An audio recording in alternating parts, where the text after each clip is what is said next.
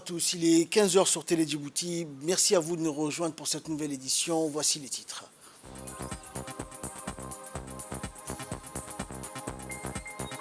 Cérémonie de signature de convention avec 16 porteurs de projets sélectionnés à l'université de Djibouti. Au Rwanda, 127 morts suite aux inondations dans l'ouest du pays.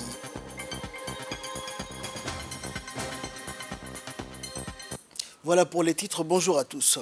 Conformément aux articles 12 et 21 du règlement intérieur de l'Assemblée nationale, la conférence des présidents s'est tenue ce jeudi sous la conduite du président de l'Assemblée nationale, Dileta Mohamed Dileta, en présence du Premier ministre Abdelkader Kamel Mohamed, du ministre de la Défense chargé des relations avec le Parlement, Hassan Omar Mohamed Burhan.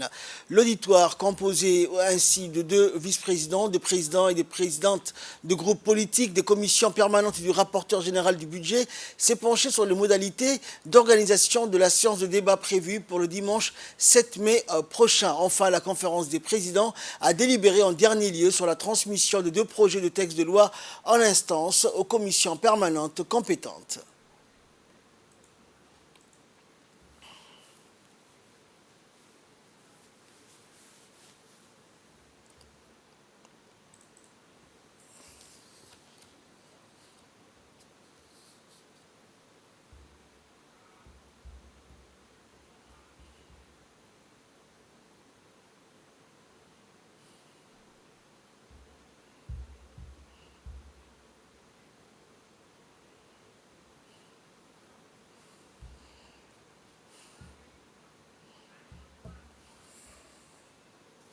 Le centre sectoriel des formations professionnelles au métier du transport et de la logistique de Balbala a eu le privilège de recevoir une délégation marocaine de l'Agence marocaine de la coopération internationale et de l'Office de la formation professionnelle et de la promotion du travail.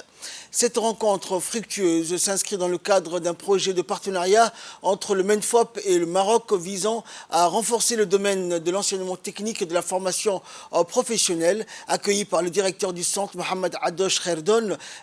Il a fait donc une présentation portant sur les activités et le plan d'action. À l'issue de ces échanges riches, la délégation marocaine a eu une visite guidée des installations du centre, les ateliers pédagogiques et le simulateur. La délégation a ensuite visité le centre sectoriel de la formation professionnelle au métier du bâtiment et travaux publics.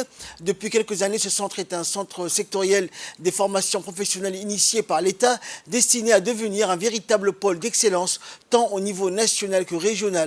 Notant que la lutte contre le chômage des jeunes a été érigée en priorité des priorités par notre gouvernement. Et c'est à cela que cette création de ce centre se traduit par la volonté du président de la République et l'engagement du ministère de l'Éducation nationale dans ses efforts de la formation professionnelle dans le but de la mise en œuvre des ressources humaines qualifiées, œuvrant ainsi un appui inestimable au gouvernement dans sa course pour le développement économique et social de notre pays.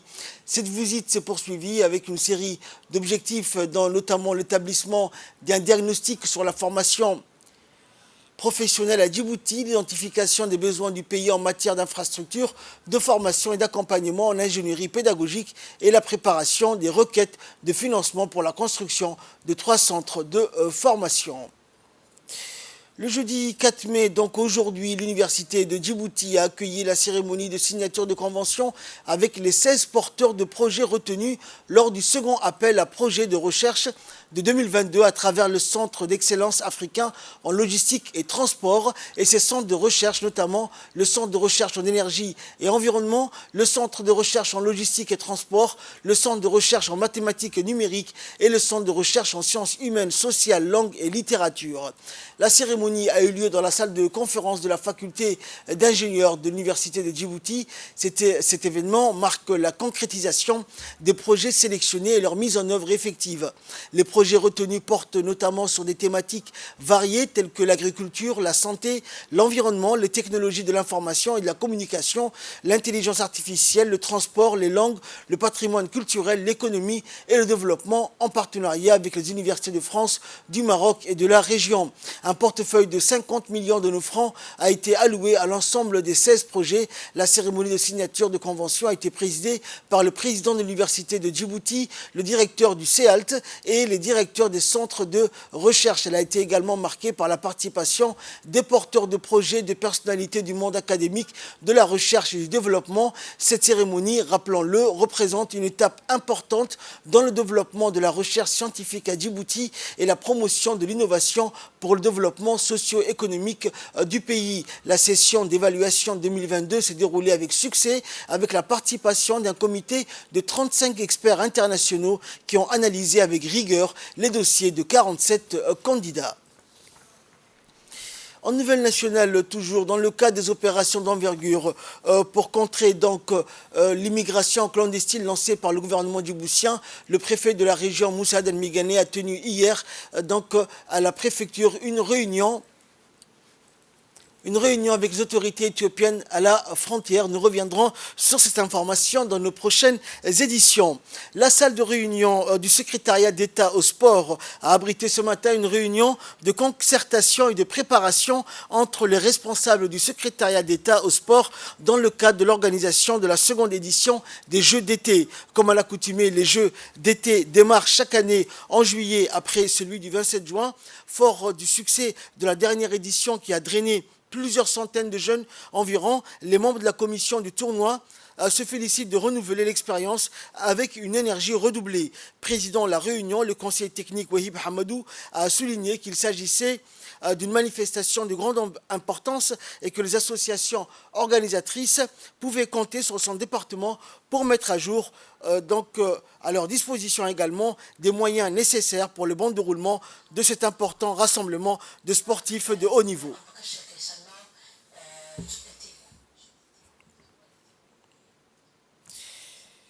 Et dans le dossier de cette édition, nous allons parler logement, notamment des logements sociaux pour deux familles qui en sont donc les bénéficiaires. Regardez, c'est un document de la rédaction.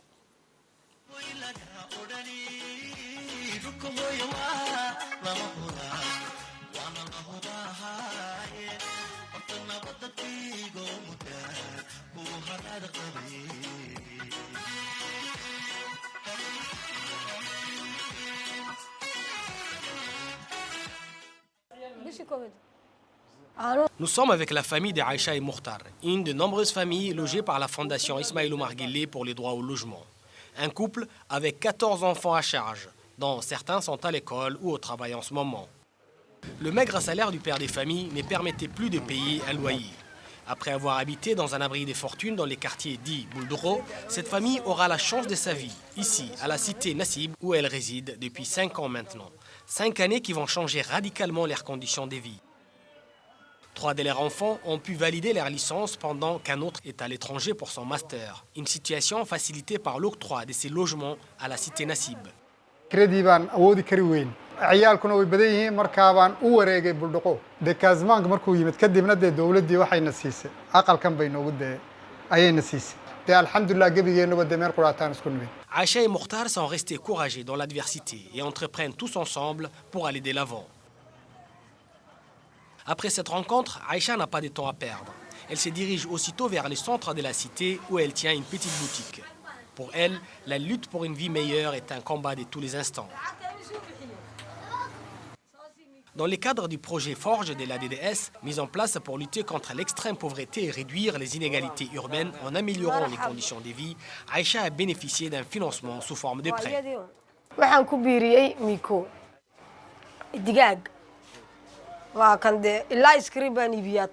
Une opportunité entrepreneuriale qu'elle a su développer en réinvestissant ses gains dans la diversification des produits à l'étalage, mais aussi frigorifiés grâce à l'acquisition récemment d'un deuxième congélateur. Son objectif, avoir plus de surface, plus d'articles à vendre pour être la référence dans toute la cité.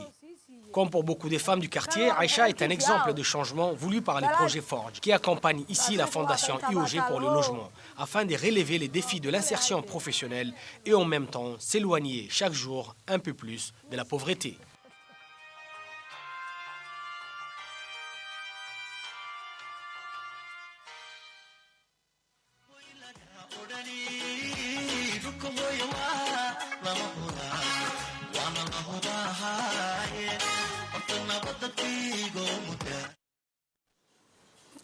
Nous allons rester dans le domaine du doublage et du logement.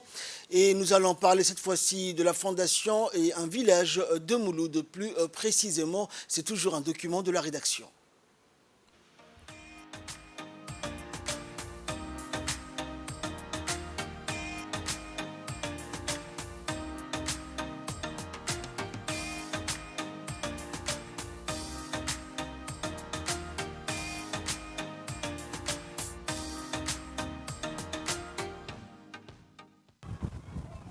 Mouloud, village de la région de l'Unité, un village réputé pour ses activités agro-pastorales. En février 2019, à l'occasion du 40e anniversaire de la création du village, le président de la République, son Excellence Ismaël Omar Guelleh, annonçait sur place la construction des logements par sa fondation, la fondation IOG pour les logements.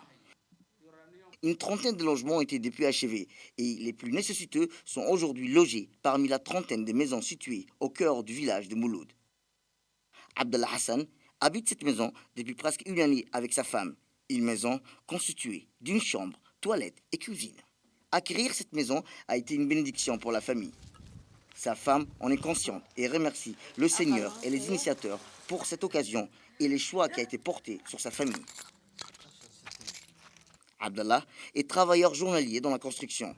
Quand il n'a pas de travail, il consacre son temps au jardin familial. Mais avant cette étape, il tient à nous montrer son ancienne maison, située à une centaine de mètres sur une colline qui surplombe le village. C'est ici qu'il s'est marié et a eu son premier enfant. Une maisonnette tellement minuscule qu'on peut à peine tenir dedans. Pourtant, Abdallah y a vécu pendant des années avant de voir le bout du tunnel. La comparaison est bouleversante entre son passé et son présent. Pour Abdallah, cette vie est aujourd'hui derrière lui. Grâce à sa nouvelle maison, il a réussi chaque mois à mettre de côté une petite somme d'argent. Le jardin familial en est pour quelque chose, puisqu'il constitue aussi une petite source de revenus pour lui et ses frères. C'est son père qui a eu l'initiateur.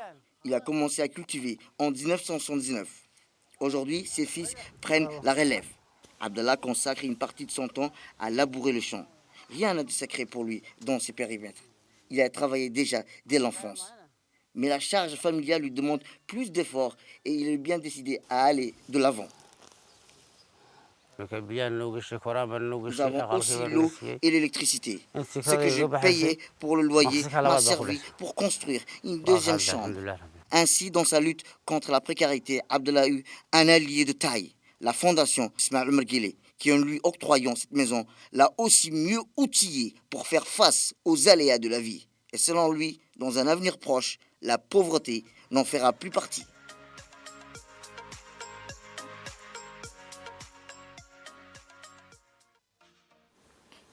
Et là, nous passons à l'actualité internationale, notamment régionale. Au Rwanda, 127 morts suite aux inondations dans l'ouest du pays. Ces images d'inondations et de coulées de boue ont été capturées dans le district de Rubavu, au nord-ouest du Rwanda. Et selon la radio-télévision d'État, au moins 127 personnes ont perdu la vie à la suite de pluies torrentielles qui ont frappé la province occidentale du pays qui borde le lac Kivu. Des maisons et des infrastructures ont été emportées, des routes ont été fermées, des glissements de terrain ont englouti plusieurs régions du Rwanda. Le bureau du président Paul Kagame a déclaré dans un communiqué que des interventions de secours sont en cours dans les districts les plus touchés afin de sécuriser les citoyens en danger. Les secours ont aidé à enterrer les victimes de la catastrophe et offert des fournitures à ceux dont les maisons ont été détruites.